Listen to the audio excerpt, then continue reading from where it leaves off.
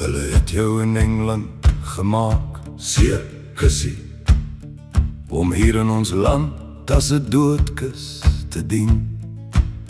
Hulle het op jou littes geverwe, seerkussie, en ek het jou slilwe as doodkus gesien. Klein Jannie van ou Boetie Sarel, seerkussie, het hier in die kamp met sy sussie gekom.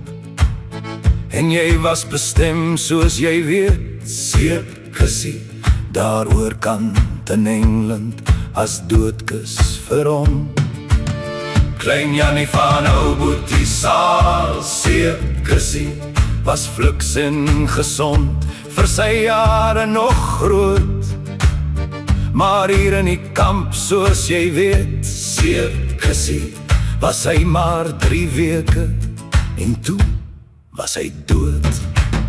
Onthou jy vir Jannie, jy weet, seerkussie, hy het in sy speelietjies met jou gespeel. Die son het sy krulkop geskilder, seerkussie, so blink as sy strale, as goud so geel. Op die Vrydagmôre, onthou jy, kussie, het Tannie gesê, ag, klein Jannie die hoes. En die Vrydag aand, soos jy weet, seerkussie, was Jannie se lewe al half verwoes. Hulle het jou op Saterdagmiddag, seerkussie, gedra na sy tent, as 'n doodkus daar.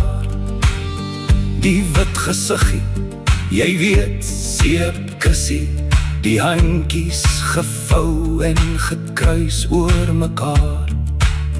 Hulle het jou in Engeland gemaak, seerkussie, om hier vir ons kinders as doodkus te dien.